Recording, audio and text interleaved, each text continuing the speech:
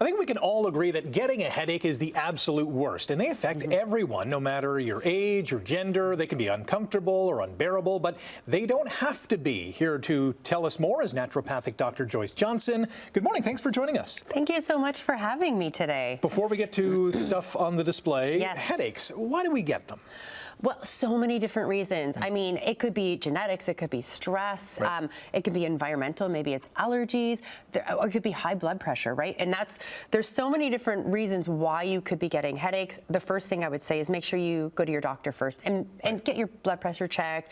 We talked earlier about vision, and sometimes if you need glasses or your prescription needs to be changed, it could be related to your eyes. Yes. So everyone is different, but there are some things that we can do to help sort of mitigate or help that out. And especially if you have maybe even food allergies, there's some triggers for some people that can make the headaches worse or bring a headache on. So let's talk about diet, and that's vitally important to keeping these at bay. Yeah, so really important that you're eating regularly throughout the day, right? You want to keep your blood sugars level because that's going to avoid those sort of that blood sugar roller coaster throughout the day, and that can trigger headaches for some people.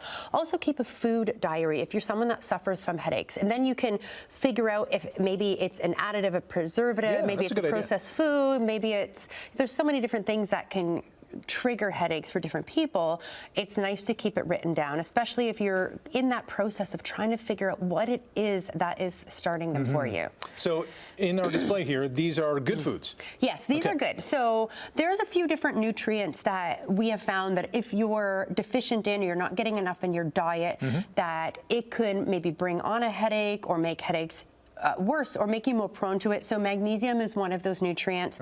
So foods that are rich in magnesium can be beneficial. Even dark chocolate, for example, is rich in magnesium, and that can be helpful at, decreasing the frequency of headaches. The other I have here is coenzyme Q10. So that's an antioxidant, and studies have shown that coenzyme Q10 can actually help to decrease the onset of headaches being developed. So look at some of the different foods that you're eating, trying to incorporate a whole foods diet, trying to decrease the preservatives, things like MSG, aspartame. These are really big triggers for a lot of people.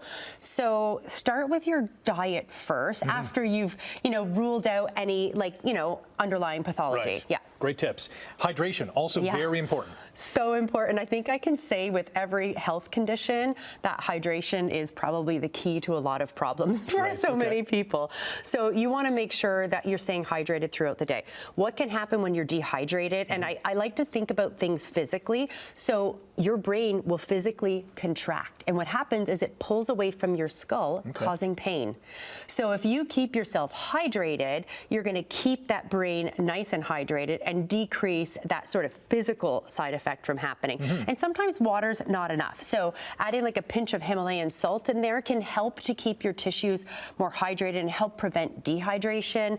You can add some lemon. Make sure that you have like a refillable water bottle. Drinking that throughout the day can be really beneficial. Just having it on hand. We have 1 minute. Lifestyle habits is also a big key. Yes. So making sure that you are getting ample amounts of sleep. So 7 to 9 hours are what adults are needed to sleep, and making sure that you're decreasing stress as well, because having elevated cortisol, we know, can be a factor that can influence headache development. So taking time out for yourself to, de-stress, maybe meditate, maybe learn how to do deep breathing techniques for people that are migraine or headache sufferers.